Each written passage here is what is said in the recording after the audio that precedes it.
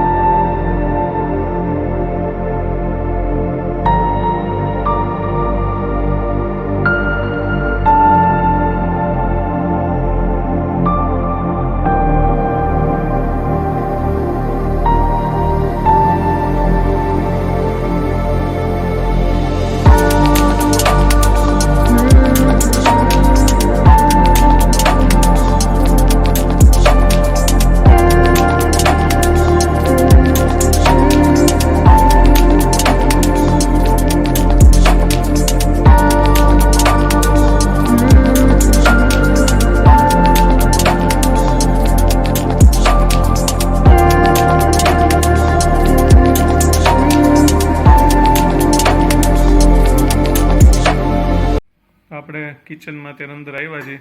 જય શ્રી કૃષ્ણ મમ્મી, કેમ છો? જય શ્રી કૃષ્ણ, બધાને મજામાં. Good morning. હવે જમવાની તૈયારી થઈ ગઈ છે, મને ઓફિસે જવું છે એટલે બરોબર રોટલી કરું છું. બીજી બધી વસ્તુ થઈ ગઈ છે. મેં કીધું તો એમ કઠોળ જ બનાવ્યું. હા, મિક્સ કઠોળ, કઢીને ભાત. બરોબર, હા બધી મજા આવે વસ્તુ. કઠોળ અને કઢી વધારે મજા આવે. ભાત રોટલી માંડું છું એટલે એમ જ જમવા બેસી જાય. બરાબર છે. ઓફિસે જવું છે ને એટલે બરાબર. આપણે આ શું છે? કઢી. કઢી છે. કઢી બની ગઈ છે. બધું આમ તો બની જ ગયું છે, રોટલી સિવાય. રોટલી શું મારે ગરમ જોતી ને એટલે એ બાકી રાખી છે, બાકી બધું બની ગયું છે. તો હાલો બધા જમવાનું રેડી થઈ જાય પ્લેટ એટલે તમને એ દેખાડી દઈ. ચાલો જમવા બેસી પહેલાં આપણે ચેક કરીએ આજનો વિડીયો જે 6 વાગે આવવાનું છે, અપલોડ કરવા મૂક્યો હતો અને આ રહ્યો શેડ્યુલ્ડમાં આવી ગયો છે. આજની તારીખ છે 28 તારીખ, બરાબર છે. અને આ રહ્યો આજનો વિડીયો અપલોડ થઈ ગયો છે ફાઇનલી. 14 મિનિટ અને 15 સેકન્ડનો વિડીયો છે અપલોડ કરવા. હું તૈયાર થવા ગયો ને ત્યાં મૂક્યો તો મેં લાવ જમવા આવું ને ત્યાં લગીમ થઈ જાય તો આપણું કામ એ થઈ જાય અને બધું ચાલતું રહે. તો ભાઈ તો ફાઇનલી હવે આપણે જમવા જાય છે ને આપણી ચેનલને અત્યારે કહી દઉં સબસ્ક્રાઈબ ન કરી તો કરી લેજો. અને આગલા ઘણા બધા વિડીયોઝ 12 વિડીયોઝ આપણા થઈ ગયા. ટોટલ આ આઈ થિંક 14મો વિડીયો છે. તો આગલા 13 વિડીયો બી કોઈ ના જોયો તો એ બી જોઈ લેજો અને આવો નવો સપોર્ટ ચાલુ રાખજો. તો ચાલો જમવા જઈએ આપણે. તો જમવાની પ્લેટ આપણી રેડી થઈ ગઈ છે. આપણું કઠોળ આવી ગયું છે, કઢી, સોનપાપડી, સલાડ આપને જોઈએ એટલે જોઈએ જ મજા આવે સલાડ ખાવાની. ટમેટા છે, બીટ છે, કાકડી છે, મને ત્રણેય વસ્તુ બહુ ભાવે. એ સિવાય છાશ છે અને રોટલી આપણી ગરમા ગરમ રેડી થઈ જાય. એટલે રેડી થઈ જાય એટલે હમણાં આપણે ફટાફટ જમી લઈ પછી આપણે જઈ ઓફિસ જવા નીકળી. પછી પાછા આવીને બ્લોગ કન્ટિન્યુ કરશી અને વચ્ચે ઈમાએ આજે બ્લોગ શૂટ કરશે એ આપણે વચ્ચે એડિટિંગમાં મૂકી દેશી. ચાલો. જય શ્રી કૃષ્ણ. કેમ છો બધા? આજે મારા કાકાના દીકરા ભાઈની સગાઈ છે ને એટલે હું રાજકોટ આવી હતી અને બસ જો હવે રેડી થઈ ગયા છીએ ને હું, મારો ભાઈ ને મારી ભાભી ને ઈયાન અમે બધા હવે જઈએ છીએ ત્યાં રેડી થઈને. પછી તમને આગળના વિડીયોમાં બતાવશું કે કેવી રીતનું છે બધું એ.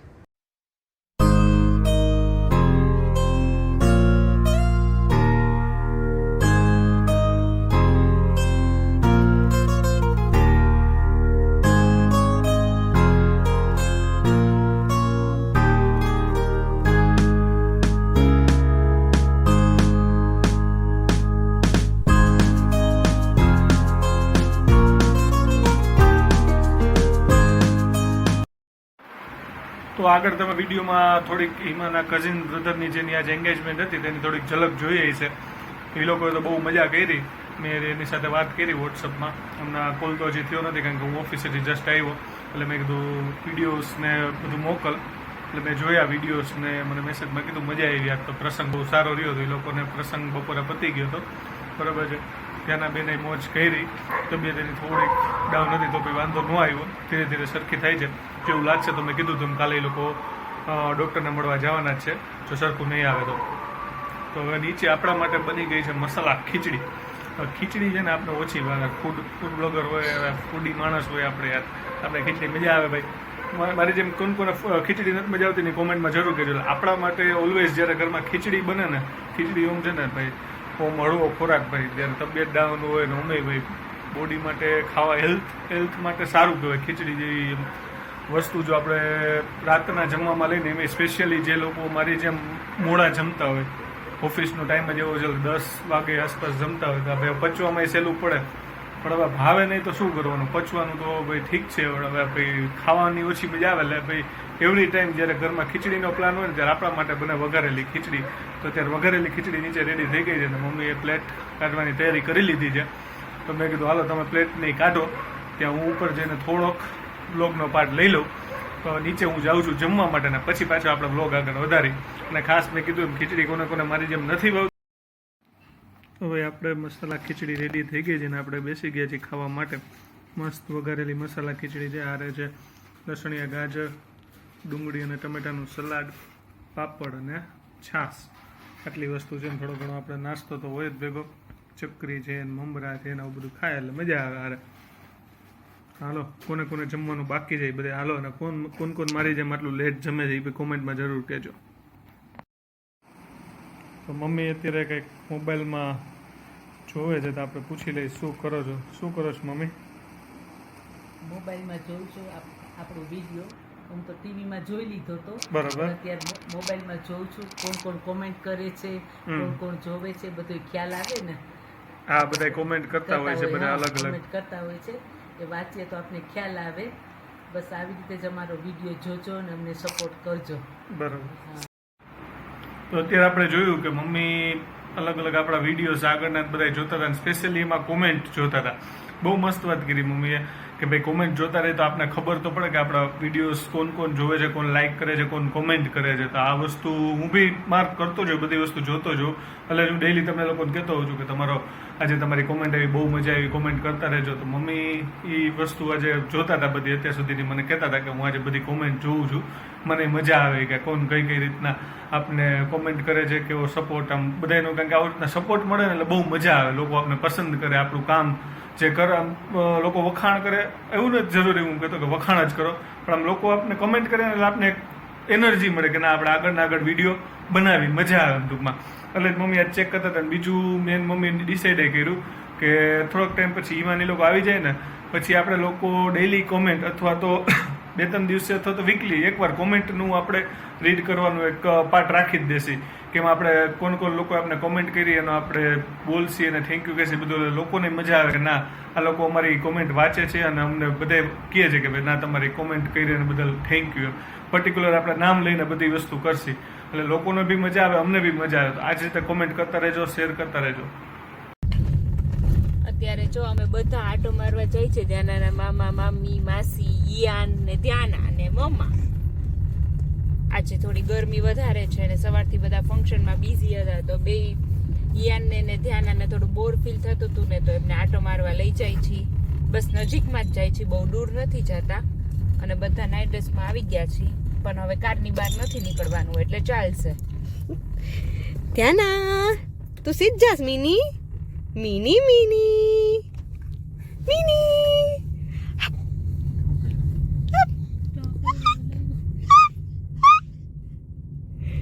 તો અત્યારે વાગી ગયા છે રાતના 12:15 અને ફાઇનલી એડિટિંગનું થોડું ઘણું કામ હતું એ થોડુંક પૂરું કર્યું, બાકીનું સવારે કમ્પ્લીટ કરશી.